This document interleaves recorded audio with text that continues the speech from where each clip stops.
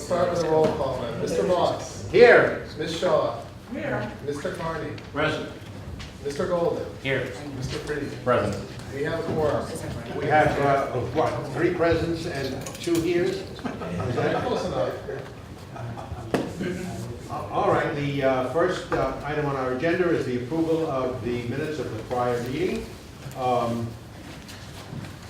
If everybody's had a chance to look at those minutes.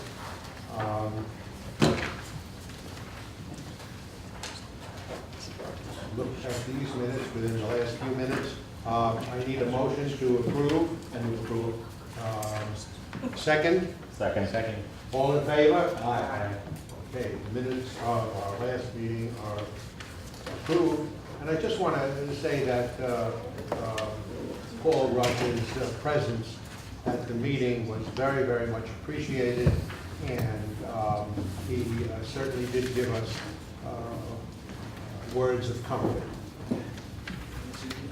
Yeah, no, you feel that we're in good hands with Paul Rush.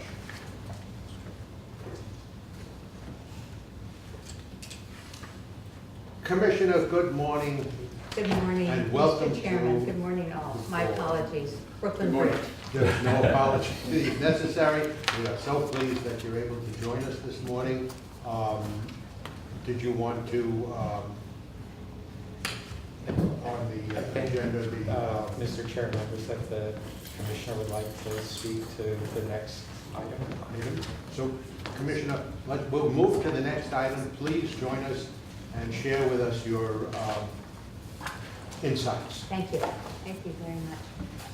I don't have slides, and this will be really a brief statement, but I thought that in bringing this proposed piece of work to you was an opportunity for me to give you a little update on the first 6 months that I've been back at DEP and what I see as some of the sort of the shape of the big challenges ahead. And this piece of work that we'd like to take on very quickly really goes to that precisely. First of all, I just want to emphasize in thinking about the management, the organization of DEP, there's nothing in my mind that goes to making a 180-degree turn away from anything that's been going on for the past 10 or 12 years. I think, as we talked about in our water rate hearings, the work that's been done over the past decade has really served DEP and our ratepayers and the people who rely on our water and wastewater service extremely well. I think that the implementation of automated meter reading has been an incredible innovation in terms of customers having clear information and are having accurate information about water use and how to bill people and share information about those bills more effectively. I think the completion or near completion of some of those mega projects, the mega mandates, things that we might not have taken on as quickly. We had to do them, but certainly having to do them in response to regulators made it a little more difficult to manage the costs and the schedule. But getting those done, Newtown Creek, Croton filtration, UV treatment for the Cat Dell water are enormous accomplishments. I think the work that's been done with this water board on operation excellence, on OpEx, in terms of streamlining some of the operations and making savings, bringing savings, particularly at our wastewater treatment plants, which are so big and expensive to run, has been tremendous. And taking on, not mandated, but enormously important, finishing Water Tunnel 3, getting it into service, and taking on repairing the Delaware Aqueduct are all things that have been tremendous accomplishments. So this is not about saying, oh my goodness, what a mess, we have to go in a different direction at all. It does, however, really go to confronting the ongoing new challenges that we continue to face. I don't think I'm going to talk about several things, but I have to start with climate change. I almost hate to say those 2 words because, you know, it's become such everything's about climate change. But in fact, there's no more critical service infrastructure or service that people rely on daily, I think, that is more directly affected by climate change on a day-to-day basis than the delivery of water and the collection and treatment of wastewater, including stormwater.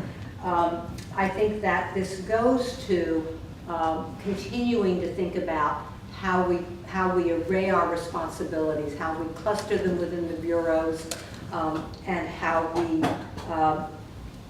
make sure we have the right skill sets within each one of those bureaus. And I think particularly about the big operating bureaus, the Bureau of Water Supply, the Bureau of Water and Sewer Operations that oversees the distribution of the drinking water and the collection of wastewater and stormwater, and then the Bureau of Water Treatment, which cleans the water before it goes back into the surrounding waters around New York City. And I think that it's not only about what goes on in each of those bureaus and the need to respond more effectively, more rapidly to constant variation in conditions, but also the growing importance of the boundaries between those two as you hand those things off.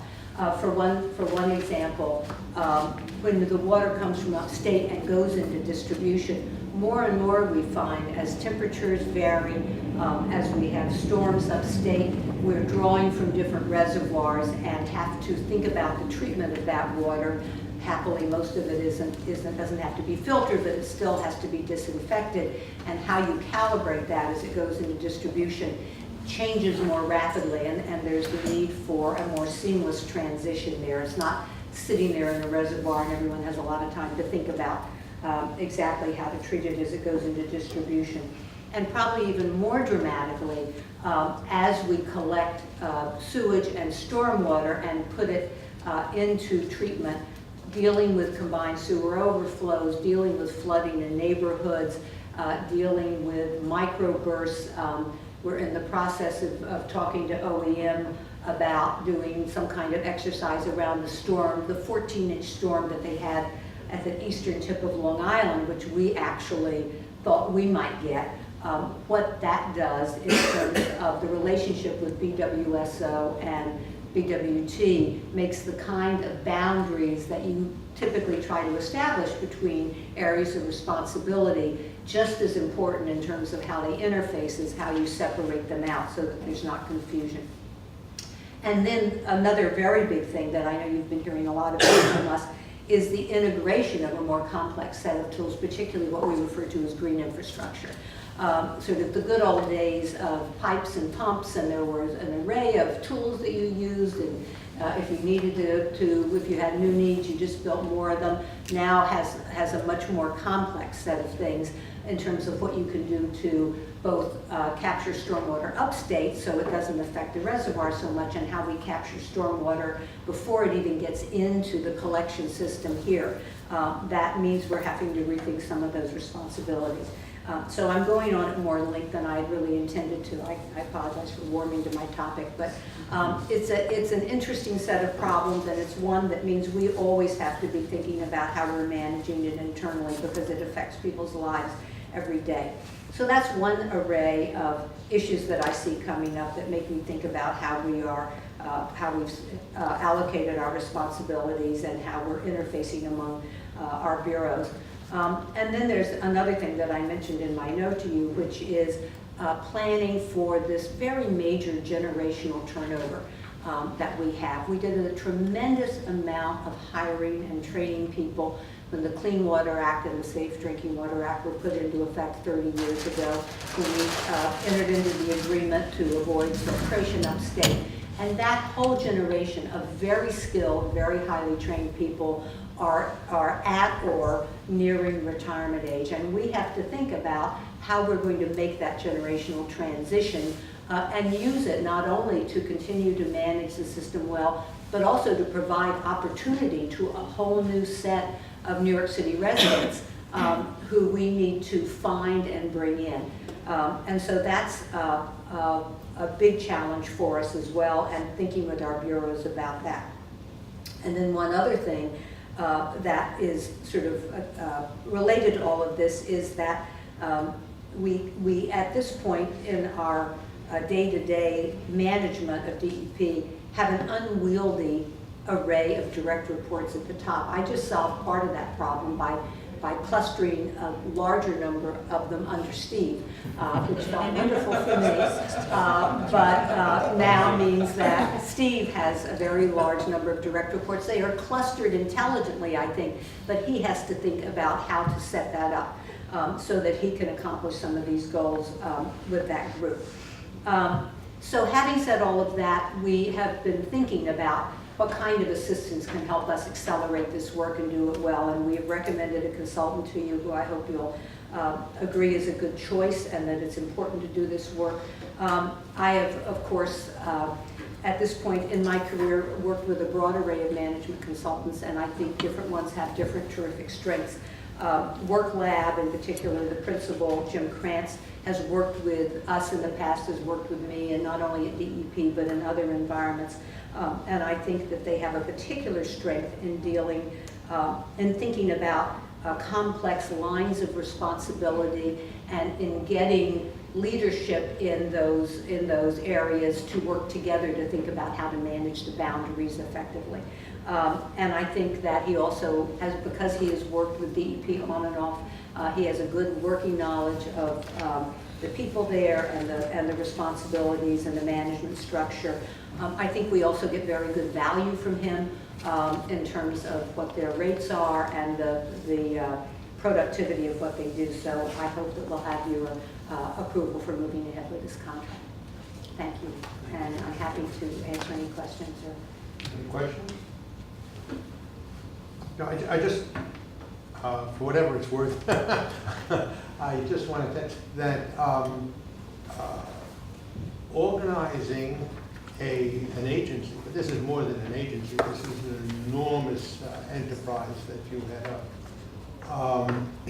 Organizing it in a way that looks forward and can deal effectively with what's coming down the road is an extraordinarily difficult task.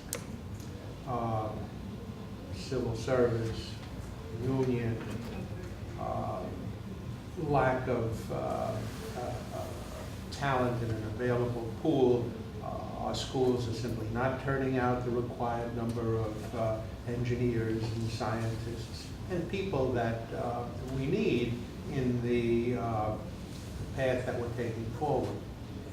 So you're turning your attention to this is really to be applauded. Not many commissioners take the view that you're taking and are willing to devote the effort and energy that goes into this. You're changing a culture. There is enormous institutional resistance, not only within EPA, well, you know, I mean, you've got the mayor's office, you've got OMB. There are just so many, there are just so many obstacles that this can't be done without a focused effort. And you're taking time to do that. And, you know,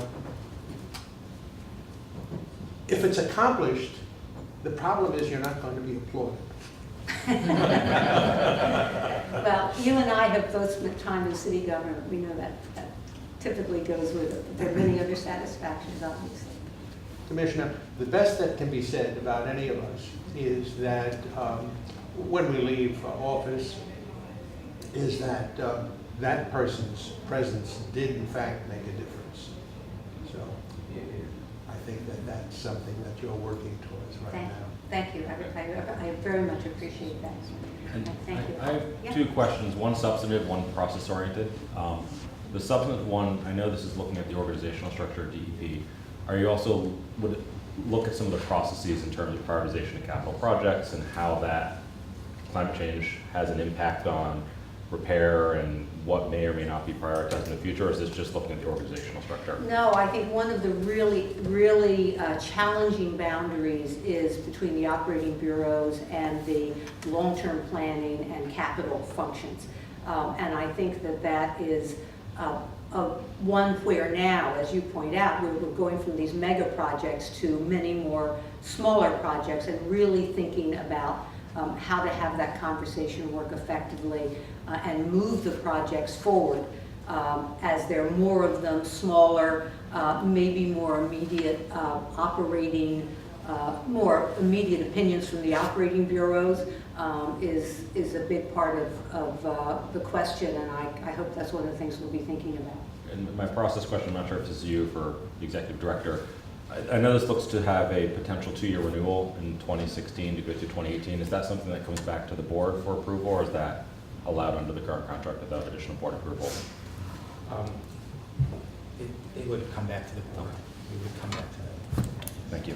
Thank you very much. I just have one other quick question. Is this part of a larger contract for DEP with the relevant consultants as respects parts of DEP that are not specifically concerned with the water system, or is this a standalone contract that focuses on the water system? Well, we've built in a little flexibility to bring in other related functions that we think are important to look at this point. So I think we would have that flexibility, although that's not the initial focus.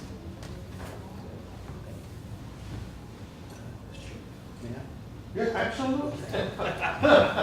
Yeah, no vote on it.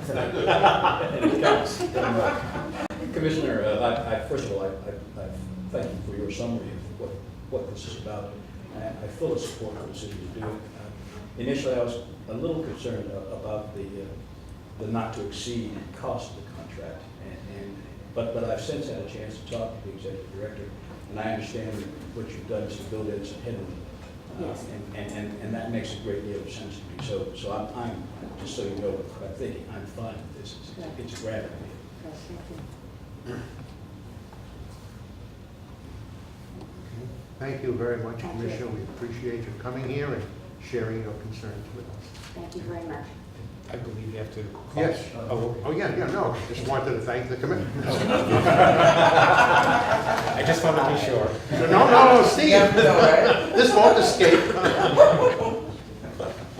All right, well, I need a motion to approve the consultant contract. Second. All in favor? Aye. All right. Approved, and thank you again, Commissioner. Thank you. We now move to the extension of consent to granting conservation easements on watershed lands. All right. This is a very interesting program. Who's going to talk about that? Yes.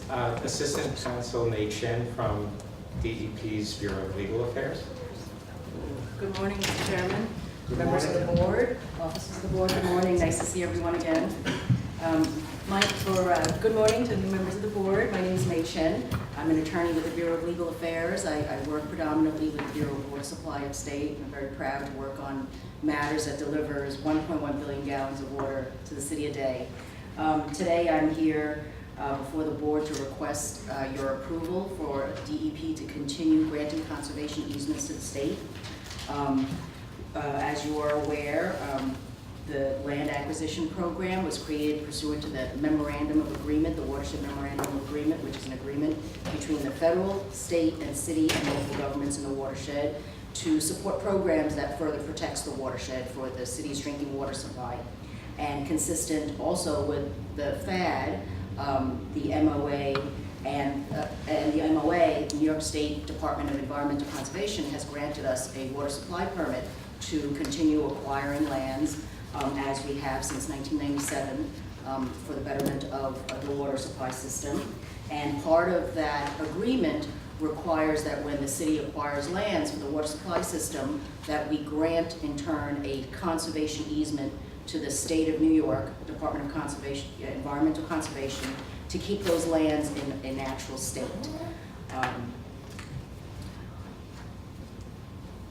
Included in your packet was, of course, the model conservation easement that had been, of course, fully vetted with the state, approved by the New York City Law Department, and the land acquisition program to deal with willing buyers, willing sellers.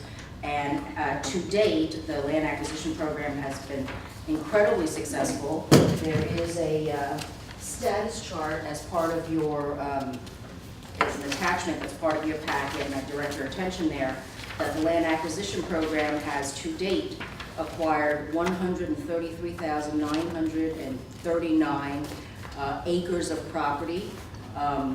Of that, we have acquired in fee title, the total interest of property, 86,113 acres of property, and of that property, we convey to the state a conservation easement.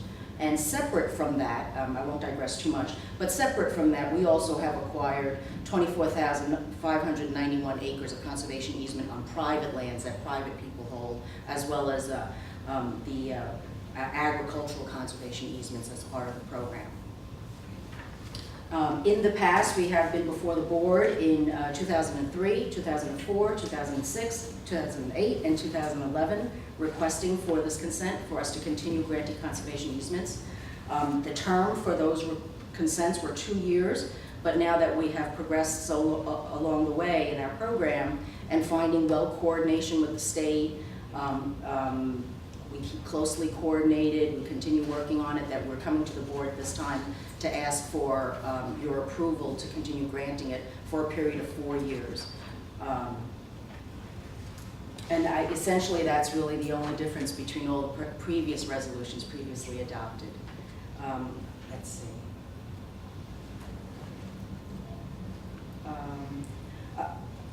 It's really quite a straightforward program, fascinating work. I'm happy to answer any questions if the board may have.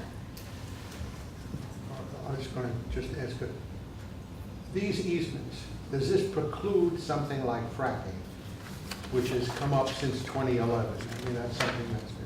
Yes, I understand. I think that the conservation easements is not specifically address that, but I think internally our policy is that we're not in favor of fracking. I'm not sure if someone else can speak to that. Good morning. Good I'm morning. Robin Levine, and I work with May in the Bureau of Legal Affairs. These properties are properties that the city has acquired in fee. So we own, the ratepayers own these properties, and the city has no intention of allowing hydrofracking on our properties or any other intensive uses, and in fact, it wouldn't be consistent with the spirit of our water supply permit. I think the chairman's question, if I might follow up, was with respect to not necessarily the property on which we have fee title, although I understand there we give a conservation easement to the state. But with respect to the property where we simply purchase a conservation easement, Right. in that circumstance, is the easement worded such that it prohibits fracking on the non-city owned property on which we have a conservation easement? Yeah, I apologize that I don't, the conservation easements that we purchase from private landowners are slightly different than the one we grant to the state, of course. I don't believe those form conservation easements address them, but it is against our policy and our intention and how we preserve land to be in favor of fracking. We can, I can assure you that we would not permit hydrofracking on lands that we granted conservation easements on, but we can update the board with the specific language in the easement and the rights that we have under those easements. I'll also, as you may know, the state of New York has also, currently is not allowing any fracking to take place anywhere in the state. And in addition, the state has agreed with DEP when and if they do promulgate regulations on hydrofracking, that hydrofracking will be prohibited in the watershed. So, and all these conservation easements are located in the watershed, so I think we'll have multiple layers of protection. But we will definitely go back and look at the language in the easement and make sure it's tight, and if we need to tighten it up, we will.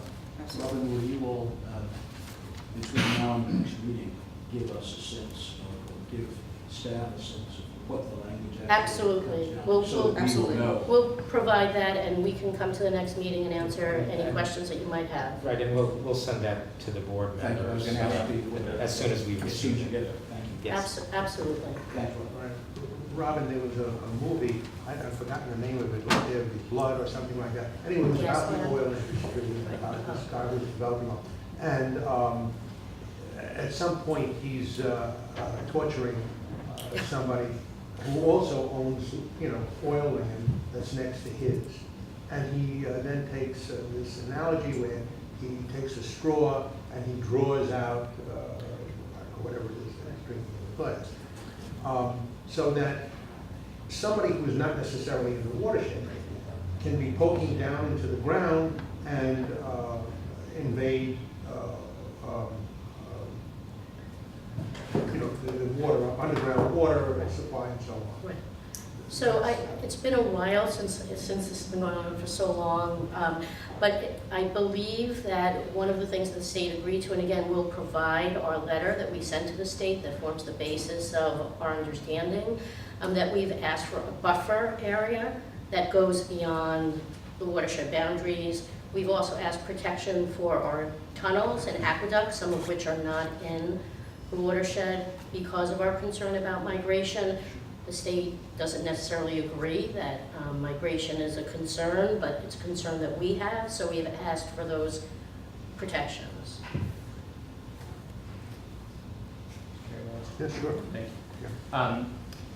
I'd like to just ask a question. First of all, thank you so much for the work you do and very important work that you do. And also, I'd just like to ask a question so we have a sense. Does the system try and purchase any land at market value, at a reasonable market value that comes up for sale within the watershed? And when is a conservation easement sought as opposed to property being purchased? Or do we proactively go to landowners and ask them if they'd like to sell a conservation easement? How does that work? We do. We proactively go to landowners. So pursuant to the FAD, we have a solicitation goal. As we've been in operation for nearly 18 years, earlier on, our solicitation goals were about 100,000 landowners to accomplish in a year. Now that we're in probably around the 18-year mark, where our solicitation mark is around 50,000 homeowners to seek out any interest they would be willing to sell to us at fair market value, and that's the premise of the program. Willing buyer, willing seller at fair market value, and it's based on an appraisal that's done. We just to expand on May's helpful answer, the land acquisition program has priority areas. So areas that are closest to the city had the highest priority in terms of protection. So we ran the land acquisition program first to focus on those highest priority areas. And over time, because we keep resoliciting the same folks, we are continuing to sort of fine-tune where we prioritize our solicitations. We just don't send out mailings to everyone randomly throughout the watershed. We have a tiered way that we do that. And as May said, it is a willing buyer, willing selling program. However, in addition to our solicitations that go out to landowners, sometimes landowners do approach us. And if they do, and if it fits within the criteria, particularly if it's these highly sensitive properties, we will pursue those as well.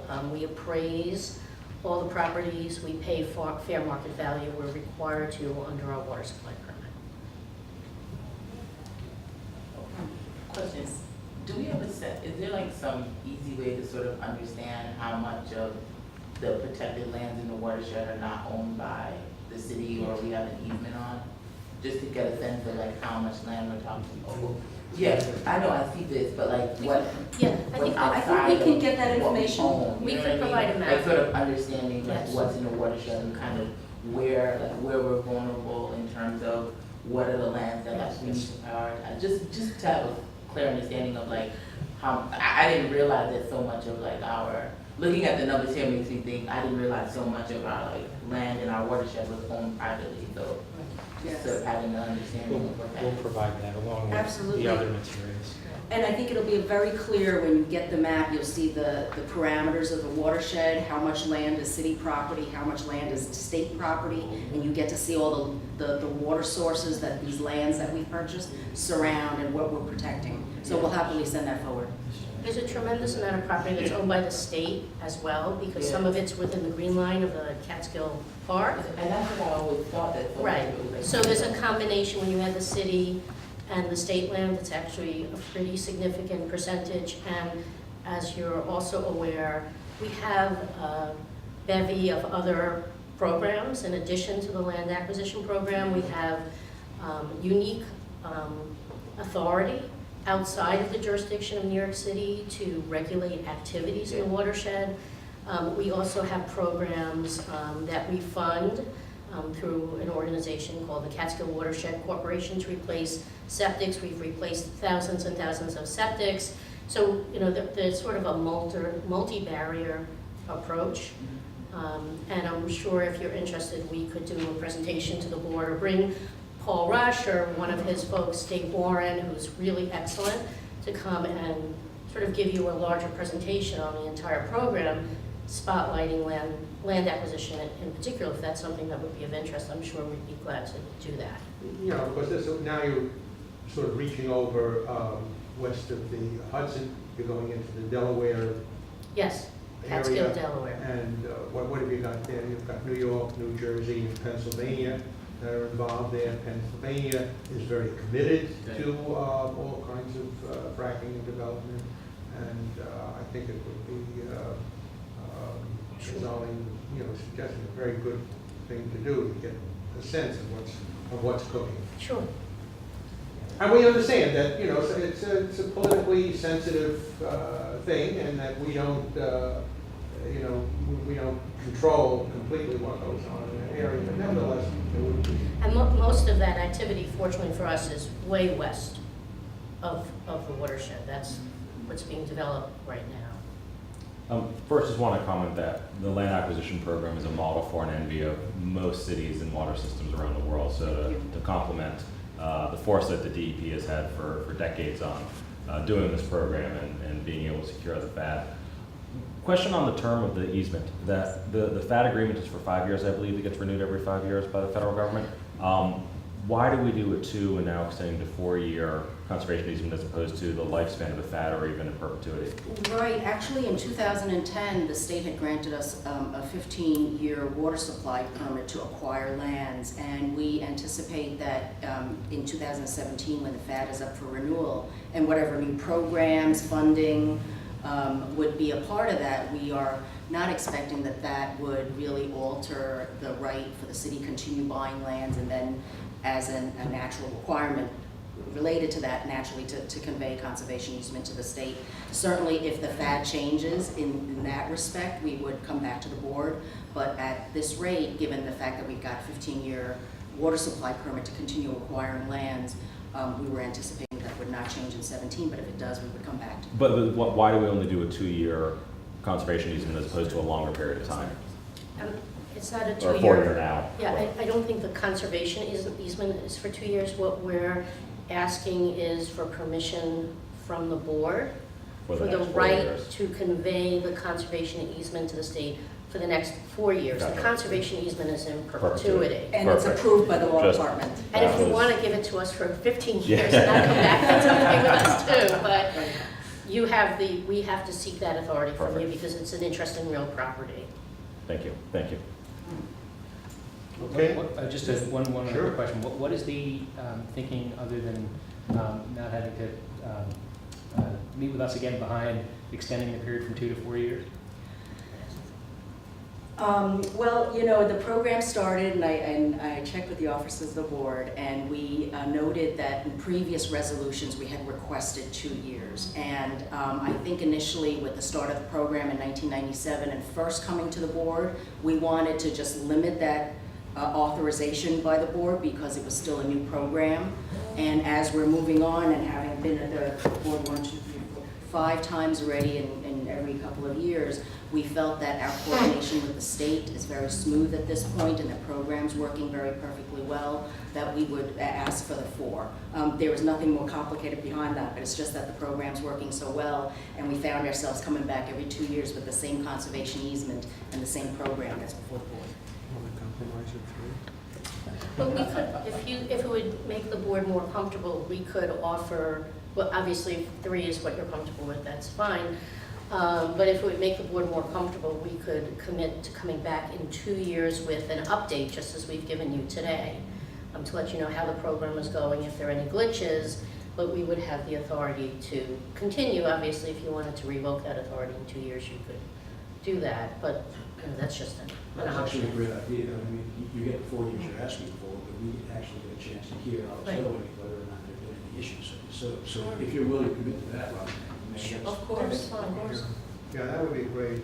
I gotta tell you, I'm really nervous about Albany and the kinds of pressures that are being generated there. And it would be good to get, get a status after about 3 years.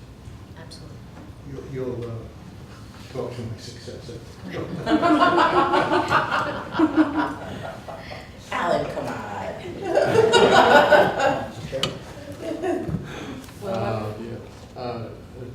Okay, thank you very, very Thank you much. so much for your time. Counselor, we appreciate that. And I need a motion. Now, a motion that would approve the granting of the easements, but somehow tacking on to that the a requirement that we get a report 2 years hence. So would you An like update. in the second resolved phrase to say that a report be submitted to the board on the progress of the city's acquisition program in 2 years?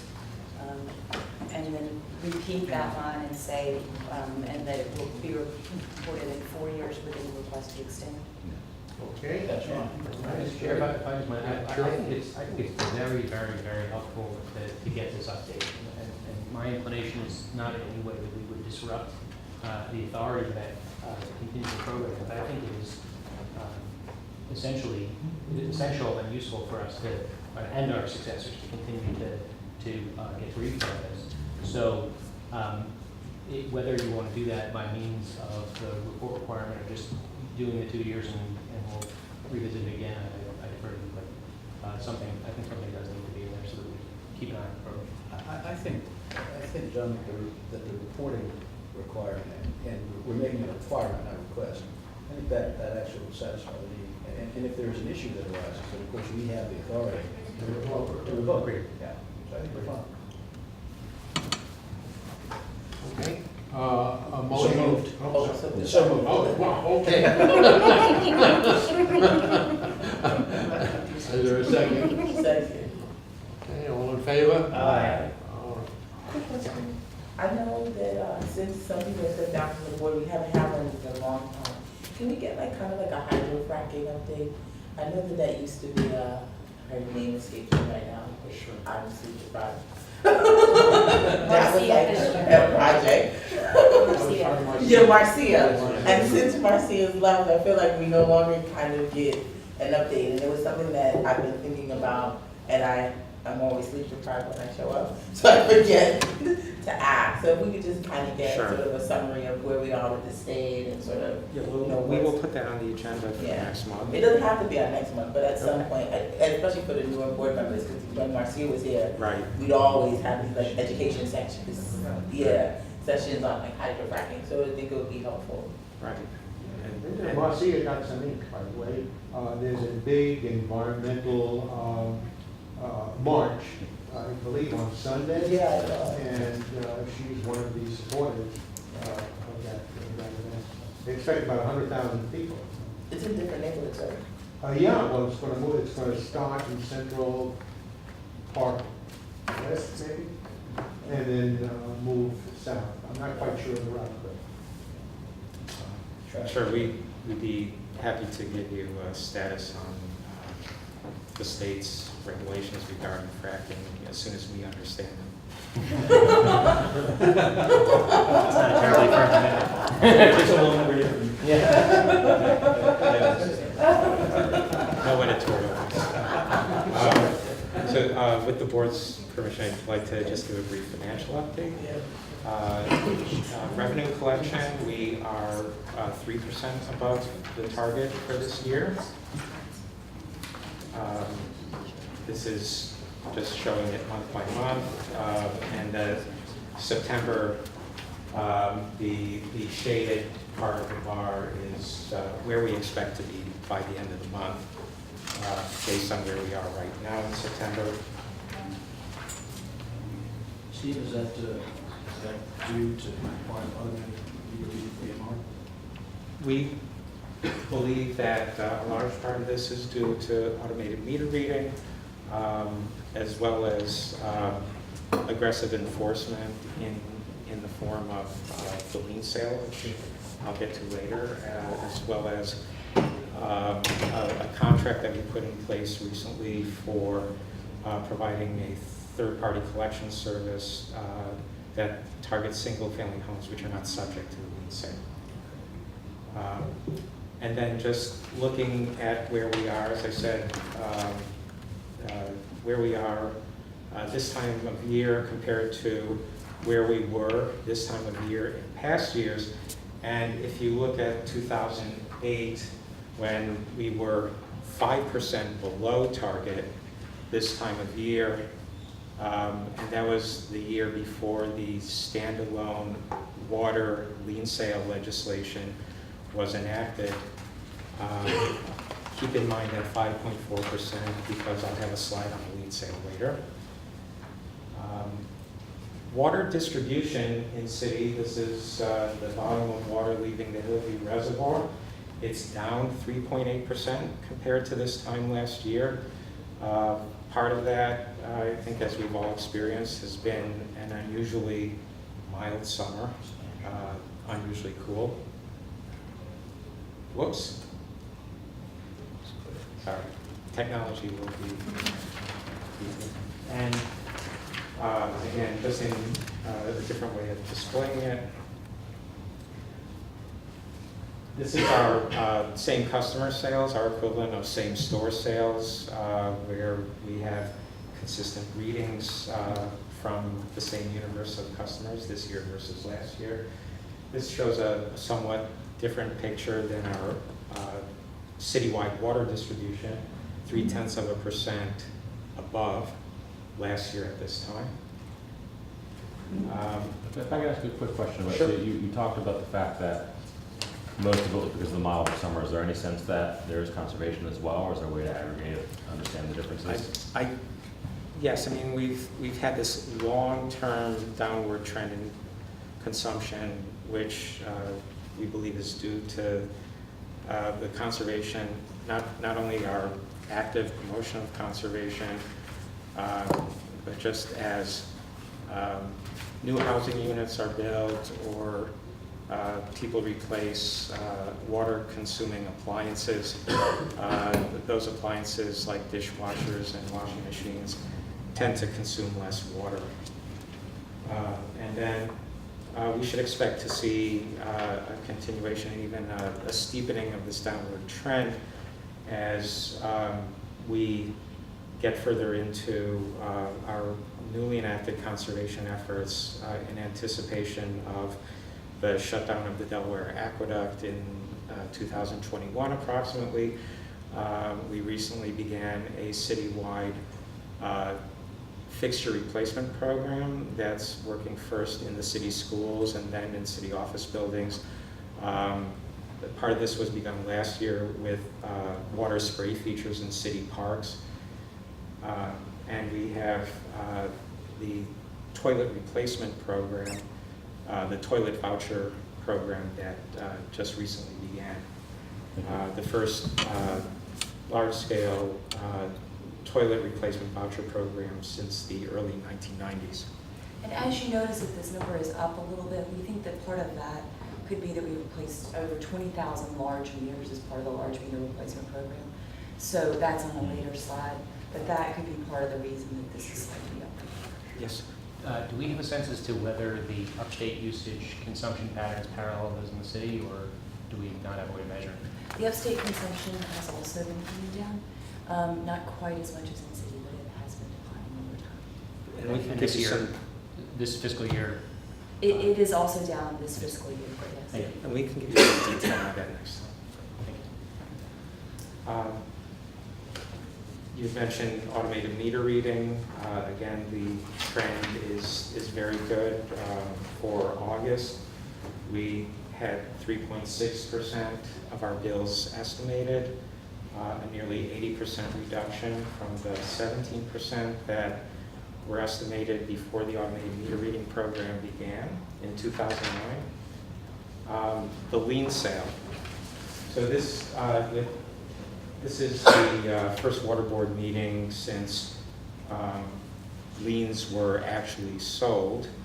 at the end of the last fiscal year, and a total of about close to 2,300 properties with an accounts receivable of 22 million were actually sold.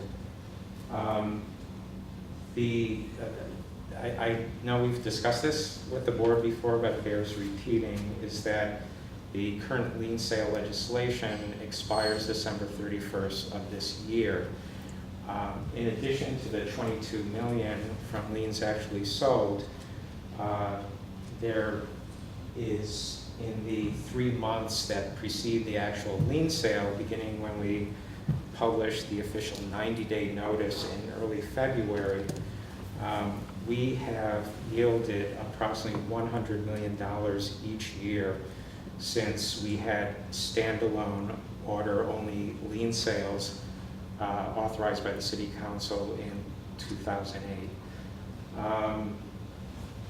It's very important that we get the lien sale legislation extended, and there have been internal meetings in the city, and soon there will be meetings with the City Council, with certainly the hope that the City Council enacts an extension, a multi-year extension of the lien sale authority that gives all the involved agencies, including us, the Department of Finance, the Department of Housing Preservation and Development, the ability to publish a 90-day notice in early February and keep the lien sale on schedule.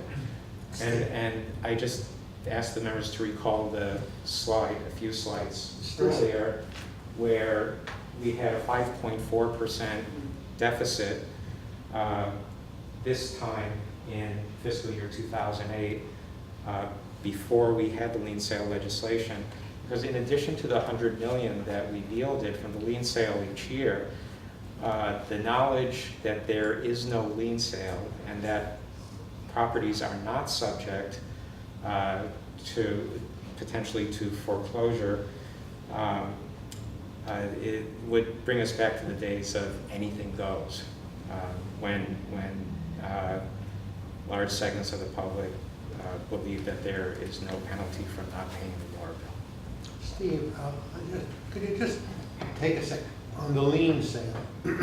These are not sold individually, it's a package. Yes. And that package, let's say, is $20 million or whatever it is. What does that sell for, actually? What is people are not buying that at face value.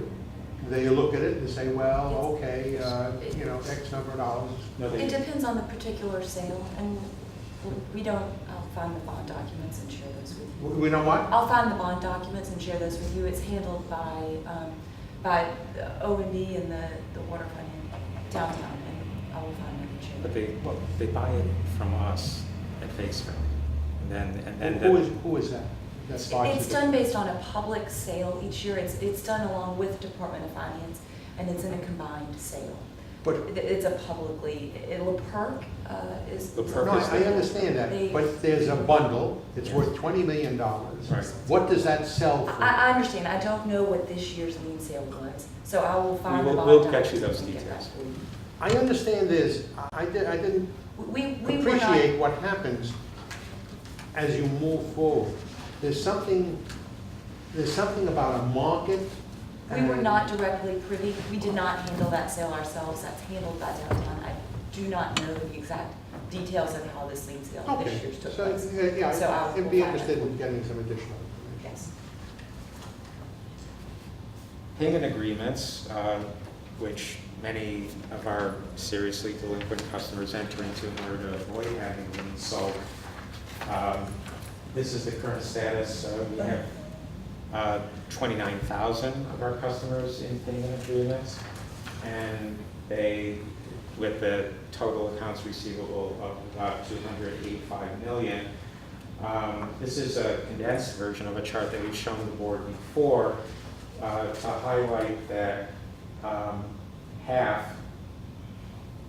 exactly half of our customers choose the longest repayment period, 10 years, and an average down payment of 2%. They're allowed, according to the current legislation, to pay as little as 0% down. And the other extreme, 28%, choose the shortest repayment period, and then the others are somewhere in between. What is the default on these agreements? Is X number of people make agreements, and then there are X number of people that default? Right, so what's the default rate? Yeah. It's pretty high, actually. It's around 40%. And that with the lien sale legislation that was passed by the City Council in 2011,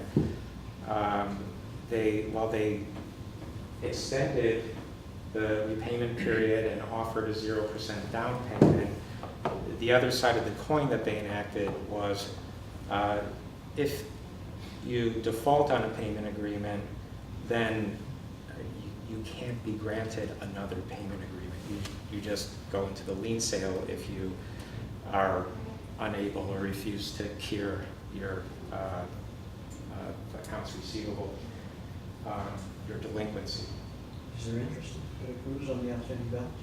I'm sorry? Is there interest that they Yes. require? Yes, on the outstanding balance? the interest that we charge, which is the same interest rate that the Department of Finance charges on delinquencies and property taxes, is a 9% annual interest rate.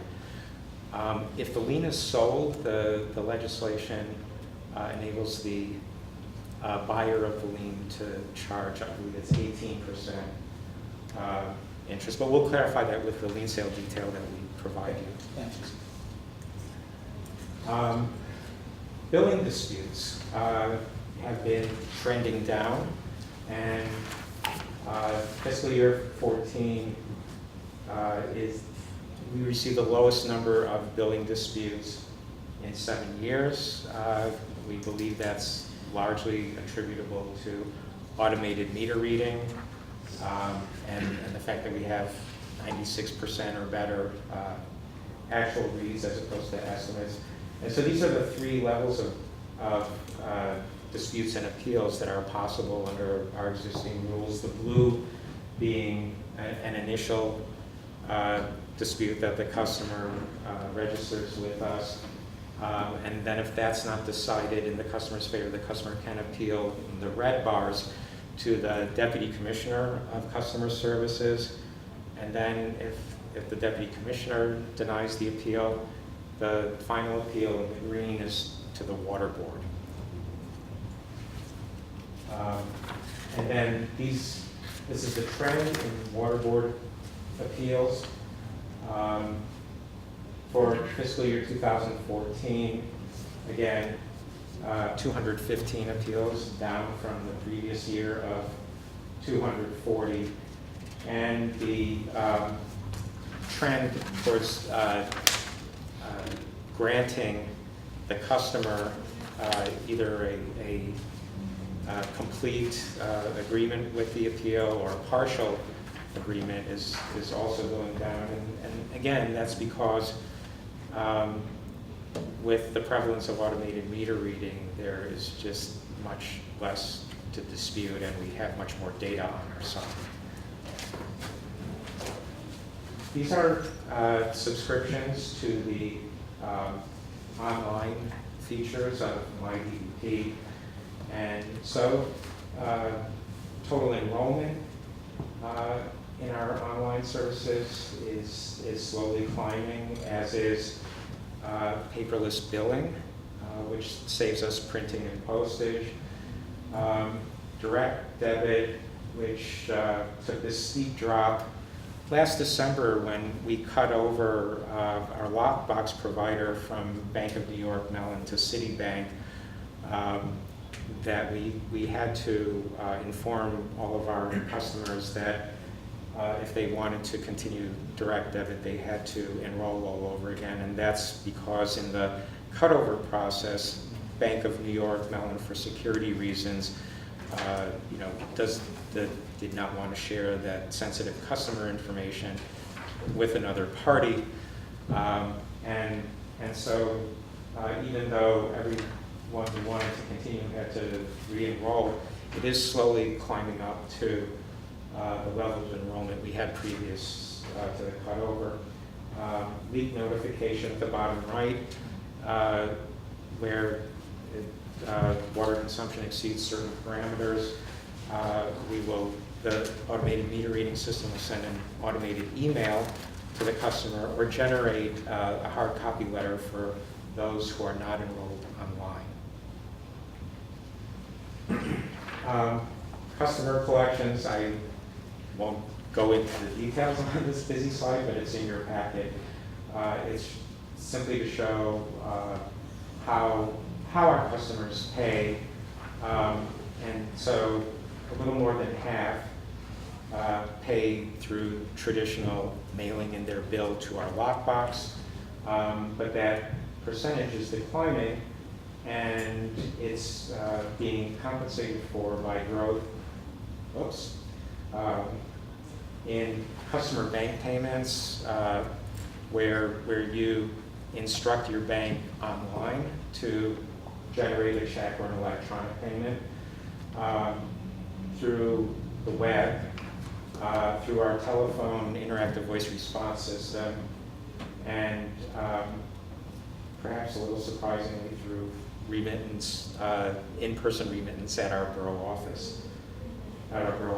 And then the breakout of web payments, that about 2/3 are doing it as a one-time payment, and about 20% automatically debit their checking accounts. Yes? Just a quick question. Do we have a way that we can be essentially the custodian of the information such that in the event we were to have to do another transfer to a lockbox provider, we wouldn't lose it all? We do not have customers' bank information. That is with Citibank for security reasons, so it would have to transfer over. But overall, the web payments and online payments are up by 8%. We didn't used to have the quick pay option, which is where you can just pay without logging in. That is actually 17% of the of the online payments at this point. And so a lot of people, I think, it's really ramped up quickly, the auto debit, but the people who aren't maybe back in that are paying through quick pay. So, but we do not have any customers banking And our information. current contract with Citibank is It's for 11 years, if we do all of the extensions. in part because we didn't We didn't want to have to go through this again for a long time. It took nearly a year from the time we awarded the contract to Citibank until we felt they were ready for us to cut over to provide as seamless a transition as we could to our customers. But when I've talked to other people as, a reference for Citibank, there are very few other large entities that have one banking provider. So it's very rare that, they actually do everything for us, which is great. Bless you. We just rolled out a mobile app. It was announced earlier this week, last week. So those who are enrolled online, or they can just download the app and pay their bills online, or if they have a curiosity while they're out and about to see how much water they're consuming back home, they can do that as well. I intend to pay my next water bill using this in the next few days. Don't delay. In the interest of full disclosure. Our service line protection program continues to grow. It's about 160,000. Again, far exceeding industry enrollment rates for a program that's been in length or in service about 18 months. And then, again, a very busy slide, but just activity for the last year. There was a total of 3,600 service calls that were actually provided. And for the month of August, there were 256 claims denied. And these are the biggest reasons for denying the claim is it's an in-home plumbing issue, which is not covered by the contract. The contract covers the water service line or the sewer service line from basically the front of the building until its junction with the city main. There was no issue found when the contractor went out to the property. And the green slice, the customer called his or her own plumber to fix the problem, and then expected to get reimbursement from our contractor, American Water Resources. We had our annual meeting with our contractor a few weeks ago, and in the process of preparing to send out another mailing to customers and encouraging those who aren't enrolled yet to enroll. We want to highlight these issues, which are the largest reasons why claims get denied, and make sure the customers understand more clearly, or even more clearly, what the program covers and what it doesn't cover. If you do your own repair, you're not reimbursed at all? No, the program requires you, if you need one of these services, to call the AWR toll-free number and request the service to them. It's not.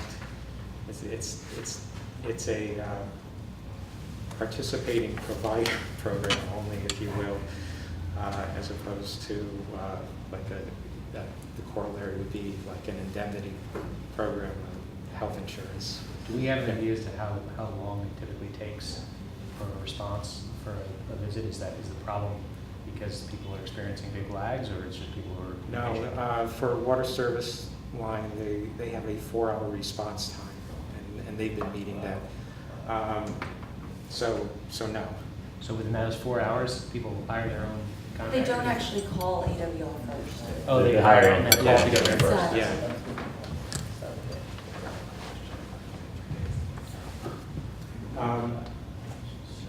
We had a small fraction cancel their policies, 1/3%, and the most frequent reason is something that we generate and we send to AWR, which is anytime a property transfers hands that we don't want the buyer of that property to be saddled with a program that they didn't request, so we cancel the program. It's actually, AWR actually, the contract is with the person, not the property, and our bills stay with the property. Right.